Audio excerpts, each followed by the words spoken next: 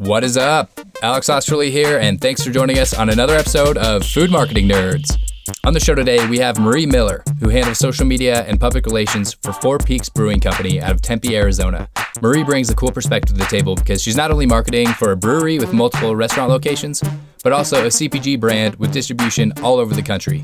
Today, we're talking about emerging social media platforms and how you can leverage things like Facebook Live to grow your business.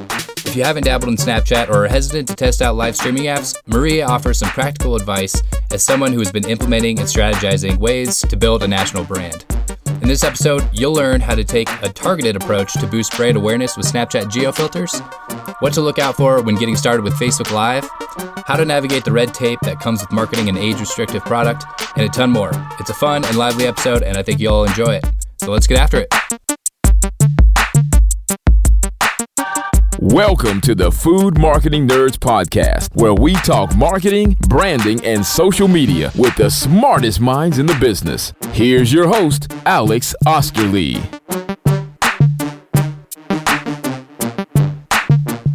Welcome to Food Marketing Nerds, Marie. Thank you. Thanks for having me. I appreciate it. Yeah, likewise. So can you give our audience just a little bit of insight into your role in Four Peaks Brewing? Oh, yeah, absolutely. So my name is Marie. I am the social media manager here at Four Peaks Brewing in Arizona. And, I really have a great time speaking and talking with all of our fans and followers through all of our social media channels. I like to take some photos every once in a while as well, make some videos. Those are fun too. So, yeah, I really work hard to bring our story to our fans. That's great. And it's a really fun product to market. It is. It's a great product as well. It is. I fully agree. So are there any challenges as far as the demographic, being that by law you can't really market to anyone under 21? Really, it's not. And the awesome thing about social media is that we really get to target specific, age groups and demographics and people who really honestly want to hear our message as well. So that's really important. But there hasn't been too many challenges for sure. Our pubs, specifically here in Phoenix and in Tempe and Scottsdale, they are still a family environment as well. So those who are under 21, they do know about our brand. They do know about our product already just from coming in and having dinner, lunch, maybe with their friends and family throughout the week. So, that's our pubs are a huge marketing tool for us. And so that really does allow a lot of, opportunity, for the coming generation of craft beer fans. And so as far as targeting, whether it's a broader audience for the pubs themselves or an older audience for the actual beers, are you Facebook, for example, you guys have a pretty formidable Facebook presence and great content. Are you actually controlling the visibility settings per the age, or how is it the targeting that you guys are going about it? I do adjust the targeting and the age visibility for our fans, to ensure that we are getting guests and followers and fans on those platforms that are, relevant to us. And we're following the law. I mean, we don't want to necessarily appeal to anyone who's under 21. We want to remain true to who we are, and we want to remain true to, just beer and craft as a whole. So we want to do responsible marketing. So yes, I do make sure that the folks that do join us on our Facebook page, and even on our Twitter account, you can see in our bio that it says, by following us, you're saying that you're 21. We really work hard to make sure that we're doing and marketing and messaging the right thing to the right people, so they can enjoy, our hero product. And so basically putting that, the terms that you must be 21 to follow this account is clarity enough?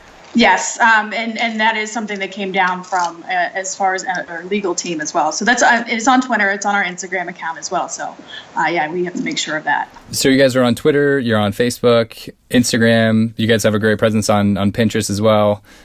Do you have different content strategies across the different platforms? I do, because those are all, each platform offers a different demographic and really a different user. While a specific individual may use Facebook and Twitter, Facebook and Instagram, for example, Instagram is all visual. so that we're looking for interesting photos. We're looking for interesting and experiential photos, especially to share in those, so people understand who we are. As far as Twitter, I share a lot of articles on Twitter as well. Yes, we do do a lot of cross marketing on all those platforms. However, Twitter that's where you're going to get some information. That's where you're going to get some news, and that's where you're getting to share maybe your brews on Untapped, or those kind of different entities there. And then Facebook is one that kind of holds it all together. But we even on Facebook, I share that's a little bit different than what we share on Twitter and what we share on Pinterest, or even what we share on Instagram as well. Again, because those are different frequencies for people. If you're looking for an event, you're going to go to Facebook and look for that event to get all that information. But if you're looking for the nuts and bolts, you're going to Twitter. If you're looking for that visual appeal, you're going to Instagram. And even on our Pinterest page, I share a lot of our recipes that we do for our craft cocktails or ideas. So each of those platforms offers our guests, our followers, or users a different frequency to what they're dialing into, and the information and the value and the reward that they're looking to get out of it. All right, so it's kind of just adjusting the content to the mindset that your followers have when they're on a specific platform. Yeah, correct. I'm just looking through your Facebook here, and I see that you guys are on Untapped. How has that worked for you guys? So Untapped is really cool, and I'm myself a big Untapped user as well. So Untapped is a platform where you can go in and you kind of you kind of like are keeping track of the beers that you've had. You rate them, you get to take a photo of them, and then you get to add some tasting notes of your own, and then share them in a community of like-minded people who obviously like beer. Now, that not only on that platform are you sharing, but it also kind of goes through to Twitter and Facebook. So you're sharing even beyond that specific platform with a large group of followers and fans who are, again, like-minded. So we get to go through there, and really cool for the admin, on the admin side of it, we really get to go in there and see what folks are saying about our beers specifically. But it's really, I get to see who's enjoying our beers, where they're enjoying them, who they're with. Obviously, in photos, that's always the coolest part too, is, you get to see photos of how the product is looking or the environment that they're enjoying it in as well. So, those are all aspects that lend to the experience that our guests and our customers are having with our product, not even, not just within our pubs, but like literally all over the world. That's crazy. That's just a completely new social media platform for beer alone. And there's so many great data points on there. Oh, so many. And, right now we have an Untapped badge. It's called Four Peaks Pumpkin Patch. And so if you check in any combination of of our pumpkin porter or a double pumpkin porter, you get a badge. So these badges are kind of really cool within the platform as well. You get to kind of brag a little bit about, some of the styles of beers that you've had, or if they're specific to the actual brewery, or they have all kinds of different things on tap. So those guys are really great over there. They're doing a really great job and really engaging and getting other folks to share their experience and engage our users and beer fans, again, from all over. And I've never actually been on Untapped. Do you know how many users that the app has, or about how many? I honestly don't. Gosh, we have alone. We have something like 10,000 followers for our brand just there. We've had over 200,000 check-ins alone of our product. So it's just, even in my little personal community that I have, I have about 200, 300 friends within that app that we all share, and we cheers each other. It's engagement within the app too. So you get to go in there and cheer somebody if they're drinking a beer that you like, or you get to comment on what they are drinking as well. So you are virtually having a beer with them, and all having a discussion about it as well. So it's really cool. And I noticed you guys are cross-promoting it across multiple different platforms. Same with Snapchat. It looks like you guys recently launched. How is Snapchat going for you guys? Snapchat is another really cool tool, and it's really what the cool thing about Snapchat is, and we're actually launching a couple of filters. We'll have one at an event that we're having at the end of the month at our Wilson location at ASU U of A viewing party that we're hosting, and we're also trying to get one together for the Cardinals game this Sunday. But especially that aspect of it, when you get to drill down and you get to have a filter. This is user engagement. That our Snapchat account, we get a lot of guests and again customers that are out there enjoying our products and our beer and our pubs and everywhere, and they're talking to us and we're talking to them. So it really brings marketing into that two-way conversation that is really new. And yes, you can do that on Facebook, but not like you can in Snapchat. Snapchat is a very personal one-on-one kind of conversation that you can have with an individual, or you can have it with a group of all your followers, or you just put it out there in the stratosphere as well. But it's really cool to be able to see those different dimensions, and you get to see the users that are really engaged with your product, and it's really, again, I just can't speak enough about it, that it's really drilling down and being able to reach not only individuals but groups and share stories and do crazy. I love the filters, we're just a fan of them in general. But even when you get to create. That's been something that we've done one here in the past. We ran one all of August, which was really cool. And then being able to kind of flex our creative muscles and be able to do really cool sponsored filters as well has been a lot of fun. So we're still experimenting with that. We're still pushing the envelope with that. We have a whole bunch of different ideas where we can apply these filters to really engage again with our fans. Yeah, as far as localized marketing, the geo filters are incredible. Oh, they're so cool. Love them.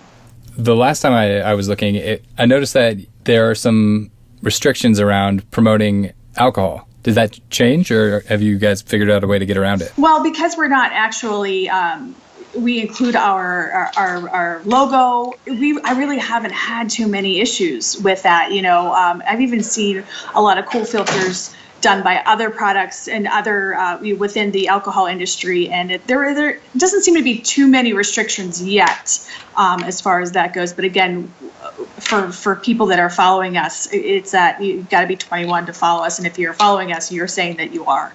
So that's definitely always something that's sensitive. But a lot of the events that we're even doing these filters, at our 21 and over. And events and entities. So, that's another kind of, I guess, element of that level of marketing. That's interesting. And I'm curious. I know Snapchat, the engagement is pretty outstanding relative to basically all the other big social media platforms. But the one difficult thing about it is actually gaining followers. So how do you guys go about that? Yeah, you know what? It is, especially, when it's something that is still relatively new, but to get followers, I do rely a lot on cross promotion on our other platforms, but also even in-house in print. I mean, and if you look at any of our posters that we put up within our four walls, they also include a little icon that says follow us, on Twitter, Facebook, Snapchat, Pinterest, and all those. So we do a lot of, there's a lot of organic growth within that app as well, just people find us. But I personally work hard on using and leveraging other platforms to kind of get that word out and get to increase our fan base. Yeah, that cross promotion is crucial with a platform like Snapchat, with the discovery.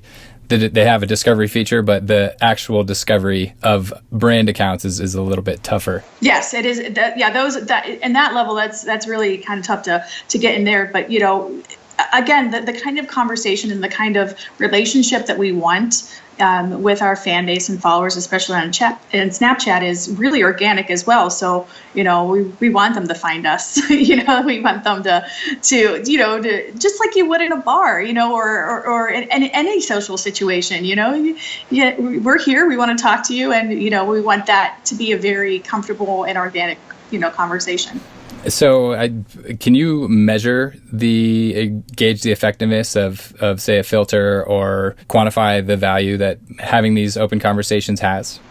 We can do them, especially it's measurable in the filter aspect. They'll give you analytics on that. As far as what our organic conversations, I don't really, to be honest with you, I don't really measure them all that much. What I measure is how frequently they're happening and the conversation that we're having amongst, the group that's following us. So to me, that's worth its weight in gold. As far as like hard stone cold analytics, I'm not too concerned about it right now, especially on such a young platform.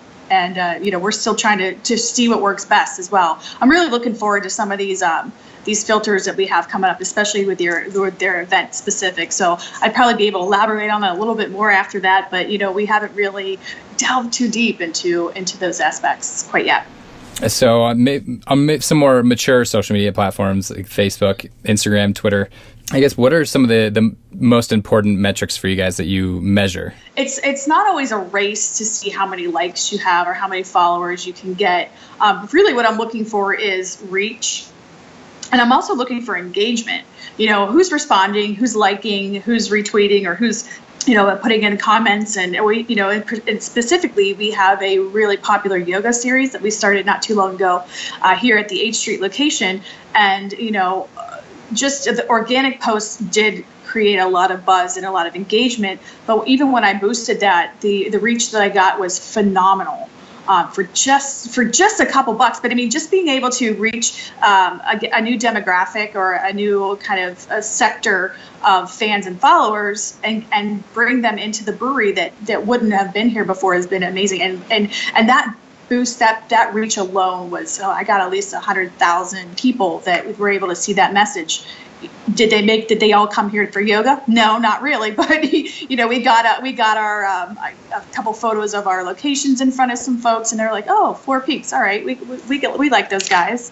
So that in and of itself is really important to us.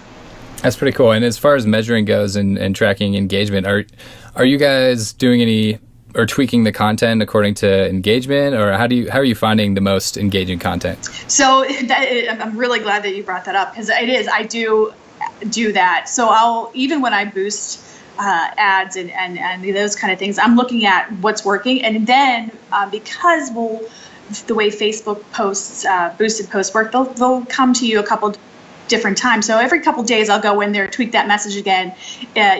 In the event that I do reach the same person, a couple different times, I want that message to be fresh for them. I don't, want them to gloss over it and kind of hit their mute button in their head while they're scrolling past some of our content. So I'm always looking to keep it fresh. We're not necessarily an edgy brand by any means, but we're definitely a brand that we're honest and wholesome and really straightforward with our, as a brand, as our product is, so I kind of try to keep that going, that same voice, that same point of view going through social media. So sometimes things work and sometimes they don't. And so you just go, oh, that didn't work out. I thought that photo was going to be awesome, and it wasn't. So you just kind of chalk that one up and you go, oh, I'm not going to do that one again. But, when you do find something that works, sometimes you just don't know. It just works, and you're going to go with it. We do Facebook Live sessions every Thursday. And, when we do that, we did one that was super successful. So I was like, hey, we're going to do this every Thursday. And, it's starting to gain momentum. We get a couple thousand views out of it, and people really get into it. So, and we're sharing a message, and we're introducing, real faces from the brewery and our location. So that's a win. So, we'll just try to keep replicating that as long as we can. And then, maybe that comment will burn out too, and then we switch gears and find something else that works. So it's definitely about experimenting, and being able to say that didn't work. This isn't working. I'm going to have to switch gears and try something new. And I'm intrigued by the Facebook Live. You guys using Facebook Live? It seems like any time that Facebook rolls out a new product, if you can call it that, they usually boost the organic engagement just to try to promote people using that product a little more. What kind of content have you guys been putting out on Facebook Live, and what have you found most effective? Sure. So now there'd be places or events. For example, I did a Facebook Live all by myself from the Big Red House at University of Phoenix Stadium, where we're a title sponsor. But I really wanted to show fans and followers of our Facebook, life, how cool this element was. It's in the basement of University of Phoenix Stadium. It happens before each Cardinal home game, and there is really cool seating. It's all families. It looks like a German beer garden right in the ground floor of the stadium. So I really wanted to share that experience with folks. So we did a Facebook Live for that. So that was really popular. And then we had a new element added to our beer pairings here at 8th Street in Tempe. It's called Kegs and Candy. And we wanted to pair beer with some house-made candy. So people just, when you think of candy, you're not thinking about beer. And when you think about beer, you're not necessarily thinking about candy. So, this was really something we had to illustrate and really be able to show our fans and potential guests for this particular event, how it was going to work and what was going to go down, and have real-time reaction to these awesome pairings that Chef came up with. So I had a Facebook Live. I brought on Melissa, who is one of our brewers, and she oversees our barrel age program. I brought in Chef John. He is our pastry chef. He did all of the candies for that event from scratch. And we sat there and we tasted it, and it was awesome. Like, people really got to see firsthand, pretty much the shock on my face, to be honest with you, because I could not myself wrap my head around, how this thing is going to work and go down. And here I'm going to market it and be, do it with gusto. But I'm like, wait, I didn't even try it. So anyway, it was super fun. And it always helps to have a charismatic guest. You know that as well as anyone, right? I hope so. So we did that, right? And so that worked. And so we have so many things going on within our brewery that just are really making it out, there, and they're being able to have guests see, or again, potential customers see, that real-time reaction. So I did another one with one of our brewers, Drew, and one of the gals that works in our HR department, Jessie, and we talked about a special beer that we brewed from our single tank series. This is called Harvey's Hawk IBA, and that one had a really cool story behind it, and it was also supporting an endeavor with AZ Canine Rescue. So we were able to get out in front of folks and be able to tell that story real time. I did another one where we talked about all of our new craft cocktails that we have coming out. We have a gal here named Erin who does a lot of that. So she was able to tell her story, and we're able to introduce, our fan base to real live people within the brewery. We're not a nameless, faceless brewery that's pumping out all this beer all the time. No, there are people behind it that are passionate, and I really want to kind of convey that passion and that love for what they're doing here, to our guests in such a way. So anyway, so those are some reasons. I definitely think they need to be planned as a Facebook Live, and they really need to have a purpose. Just flicking on the Facebook Live button and going to town. I don't think that's going to be a recipe for success, but just having some planning behind it, but allowing the conversation to take its natural curves, and however that's going to work out. It's just like hanging out and having a beer with us. That's really what I wanted it to be. So those are some instances of how we've used Facebook Live. Very cool. And go ahead. But we've also had some pretty bad failures on that as well. So. Well, I want to hear about some failures too. Well, so before Facebook Live was, there's that. Where is that? There's another one, another platform. I can't think of it right now. That was Periscope, and so. Not understanding the need to have some kind of social or some third party, I guess, conversational lubrication, I would just have two brewers sit and have them taste beer and talk about it. And while brewers really do have a lot of knowledge and a lot of information, sometimes it just can't be conveyed to the average beer lover. So a lot of those conversations that I thought were going to be super awesome and people really wanted to hear, they did not. And so I was like, okay, that didn't work out. it's okay. We're going to switch gears. And that's when, I decided to get in front of the camera and kind of help that along and, add some, again, just to get that conversation moving along, maybe add a little bit of comic relief, because I really, I kind of have no shame, I guess. So I'm often, either missing some piece of information or asking the questions like, I don't understand how this is working. Please tell me. So that's what happens when you don't do, when you don't have a success, you just switch gears. So as far as the planning goes, what is the planning that you guys do as far as scheduling, structuring the actual Facebook Live content, and then the production value? Sure.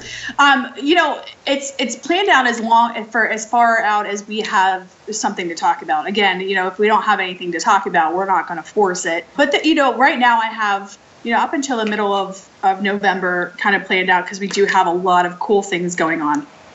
But in the beginning of the week, I send out just a little a little outline of how the segment is going to go down. I'm going to introduce myself. I'm going to introduce you. We're going to ask you, I'll give them a couple of questions kind of to prepare themselves for. Because a lot of folks that I'm bringing on there as guests are not used to being in front of a camera or, kind of being put on the spot, so being able to give them some time to prep and think about what they're going to say or how they want to, to say it is definitely something that moves the conversation along as well. So I do that on a Monday. They have a couple days to think about it, or they can ignore my emails. Sometimes that happens too, I know. And then, we come down to Thursday and, 10 a.m.-ish. is usually when we try to do these things. I set up.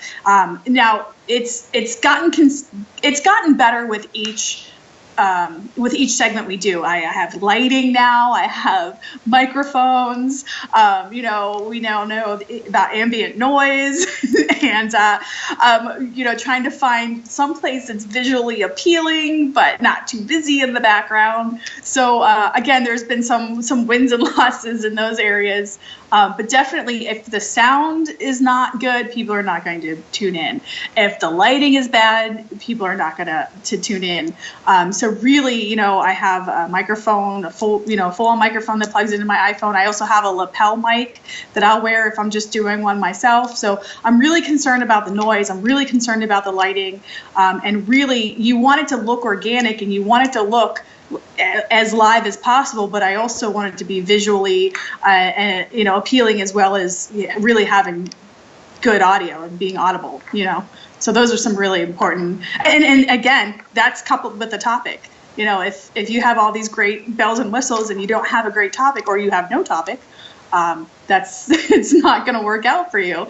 But if you have a great topic and you have a great message that you want to share and people can't see or hear it, then you're losing out there too. So, those are just some pointers from someone who's living through it.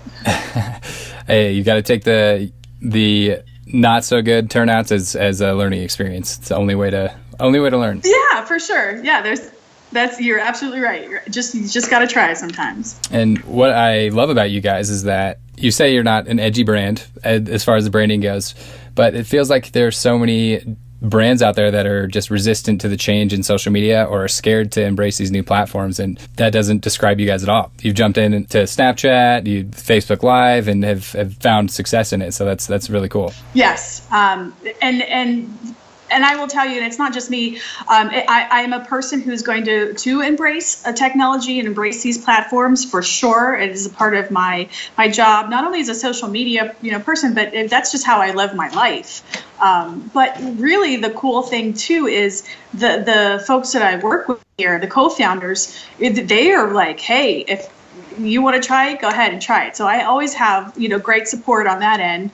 And, again, I'm always kind of truthful, like that worked, that did not work. So they do appreciate, me being candid and being honest about something. There are some platforms out there that, you don't need to be on all of them. Right now I'm a one-person show running the social media. We are bringing on more of the team for that. We're really going to grow this department, but I don't think that every brand needs to be on every single channel. So it's definitely trying to figure out who you're marketing to, understand your current audience, and then understand your opportunities to be able to grow, and know who you're going after, and then be able to leverage that platform to get the best message out to the people that want to hear it. So I think that is definitely a need. And I fully agree. And this has been a really interesting interview, just listening to how you guys have embraced some of this emerging technology and the different social platforms. And that speaks to you're not being afraid to fail. And that's a big aspect of embracing whatever it is. So, and you got to have a sense of humor about it too, for sure. Because if you don't, I don't know. I laugh at myself every day. So that's always a positive. Awesome. Well, we've got a few wrap-up questions that we asked all of our guests. Just out of curiosity, what, if anything, do you know now that you've learned on the job? Do you wish you knew when you first started? Oh my goodness, so much. You know what? Honestly, I do. Going back to, I really learned how to eat some crow. You just really need to be able to accept some things are not going to work your way. You're not going to hit a home run every single time, and everything that you do is not going to be a shiny, beautiful gem.